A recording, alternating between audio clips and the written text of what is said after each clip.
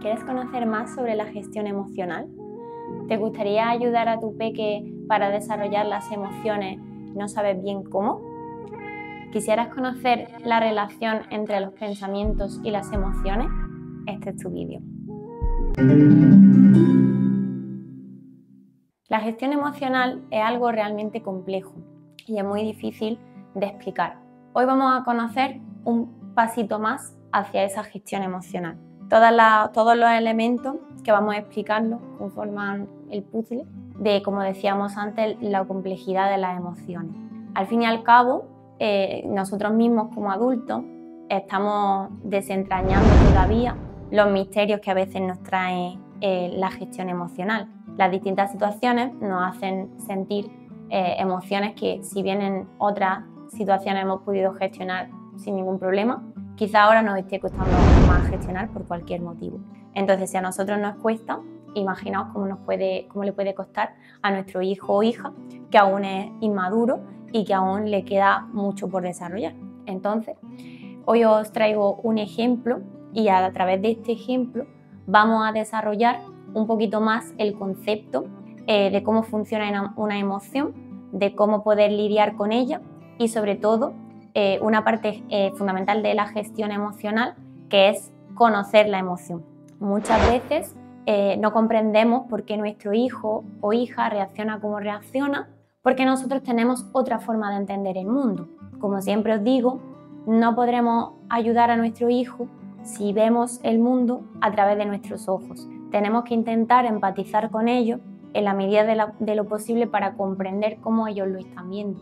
Quizá para nosotros es totalmente lógico y común el hecho de que cuando suena una alarma la apago y me despierto.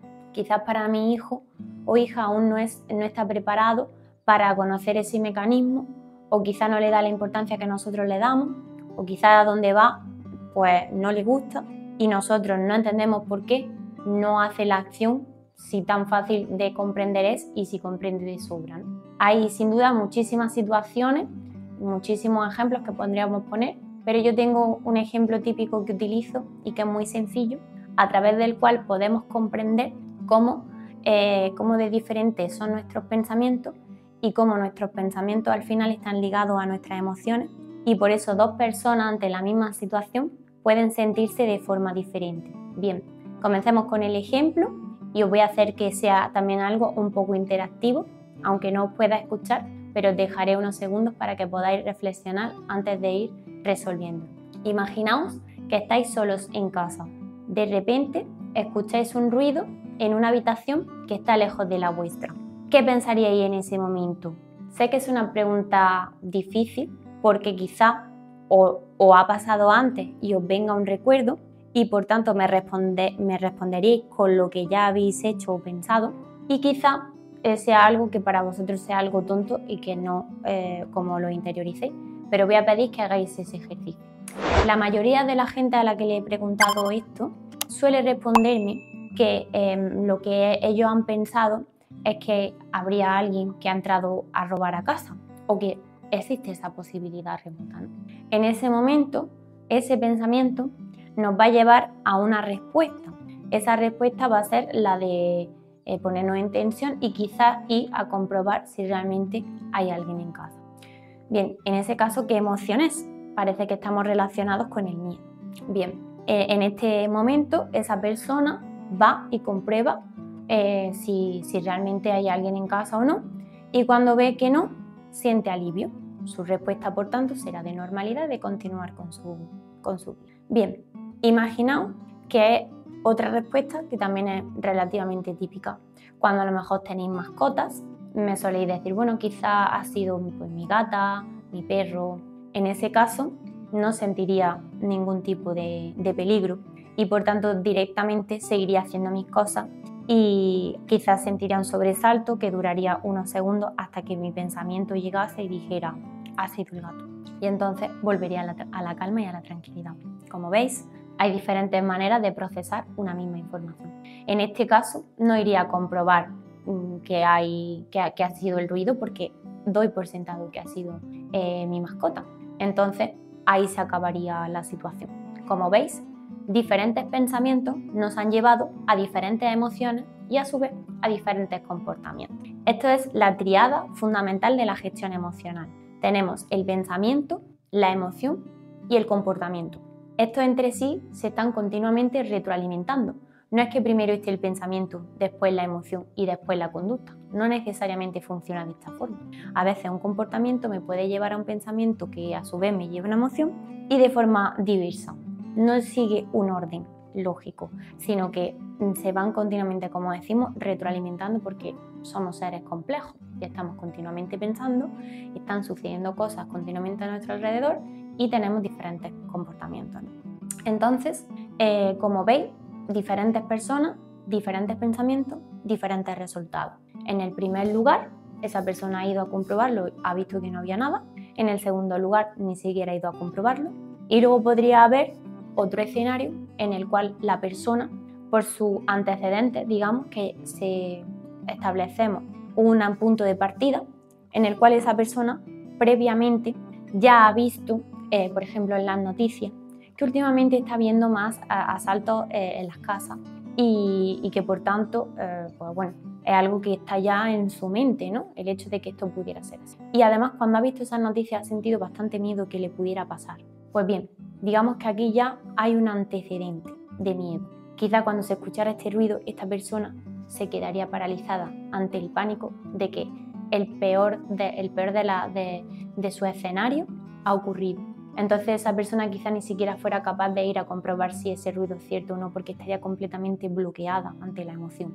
Esta emoción es la que consideramos extrema y que ya hemos hablado en otros vídeos, que sí que podríamos considerar una emoción que no es adaptativa, no es positiva, porque no nos ayuda a salir de algo, ¿no? En este caso nos quedamos bloqueados, no podemos avanzar. Como veis, si le añadimos una experiencia previa, un pensamiento previo, algo, un antecedente, también va a cambiar nuestra emoción y también va a cambiar nuestro comportamiento. En este caso la persona no va, igual que la que se queda tranquila, pero no por tranquilidad, sino por pánico. O sea que estamos ante diferentes emociones. Como veis, este ejemplo refleja que no todos reaccionamos de la misma manera ante la misma cosa, que no todos sentimos las mismas emociones ante la misma cosa. Esto nos tiene que ayudar a empatizar en situaciones en las que tengamos conflictos o en las que yo me siento de una determinada manera y mi hijo o hija responde con otra emoción. Y yo no puedo comprender cómo mi hijo está sintiendo eso. Pues bien, aquí tenemos que tirar de este ejemplo para entender que él se puede estar sintiendo de otra manera. También tenemos que tener en cuenta en todo esto que nuestro hijo o hija, cuando son pequeños, tienen una imaginación muy grande. No saben todavía dónde están los límites de la realidad. Y, por ejemplo, puedo pensar que ese ruido haya podido ser alguien que ha aparecido y desaparecido por arte de magia, porque ha utilizado la magia para esconderse. Y, por tanto, mi hijo, aunque vaya a comprobar que no hay nada de donde viene el sonido, igualmente siente miedo y no se le quita ese miedo, porque piensa quizás que pues eso, mágicamente se haya podido fumar, pero que pueda volver. Es un pensamiento mágico que realmente es normal, porque mi hijo o hija todavía no sabe los límites de la realidad y es una persona creativa, imaginativa, porque todavía pues eso, está aprendiendo cómo funciona el mundo y los límites y la física hasta dónde llega, o la capacidad del ser humano hasta dónde llega. Entonces también puede pensar que cuando le digo que no pasa nada y él te explica, ¿no? Y tú le explicas que eso no es posible, él crea que le estás mintiendo, porque él sí cree que es posible, porque quizá ha visto una película, porque quizá ha escuchado hablar de algo de eso, y entonces para él eso es verdad, es posible, es algo plausible. Y entonces el hecho de que tú le digas que eso no tiene sentido, pues para él sí que lo tiene. Entonces también tenemos que aceptar los tiempos de ese razonamiento y acompañarle en el proceso. Y a lo mejor ahí, en lugar de intentar convencerle de que lo que está pensando no es cierto, en lugar de eso acompañarle, o bien cambiando un poco de tema, distraerlo, o bien gestionando esta emoción, explicando qué es el miedo y buscando herramientas que le ayuden a disminuir ese miedo. Entonces, con este ejemplo tan sencillo, lo que queremos poner en valor es que tenemos que entender y ponernos un poquito más en la piel de nuestro hijo o hija y entender que ellos tienen unos miedos, unas preocupaciones, unas alegrías también que pueden ser distintas a las mías y que para mí lo que puede ser algo pequeño para ellos pueden ser algo muy grande y lo que para mí es algo grande, para ellos muy pequeño, porque tenemos diferentes formas todavía de entender el mundo. Y si bien ellos están cada vez más adaptándose y entendiendo cómo funciona, quizás también tengo que ir ayudándoles, y sobre todo son en estos momentos en los que tengo que explicarles de forma muy calmada y tranquila cómo funciona el mundo. Y aunque en ese momento no lo entienda, poco a poco iré entendiendo que las personas no pueden aparecer y desaparecer de un momento a otro, pero eso lo aprenderá con el tiempo, y quizás tampoco podamos arrebatar de ellos esa creatividad y esa imaginación de solamente una situación, y solo el tiempo y las experiencias lo harán, y en cierta parte esa magia también es bonita y es interesante de utilizar en otros momentos. Entonces, bueno, espero que este ejemplo os ayude a entender más sobre las emociones, que como os digo también podéis ver otro vídeo en el cual explicamos más sobre las emociones, sobre la diferencia entre las emociones que serían las buenas y las no tan buenas, y bueno, seguir en este proceso de la gestión emocional, que es muy amplio y que, como digo, lo más importante es el acompañamiento y validar cualquier emoción que aparezca en cualquier situación. Si tenéis alguna duda, alguna pregunta, estaremos encantados de leeros y ayudaros, y espero que os haya gustado, y nos vemos en el siguiente vídeo.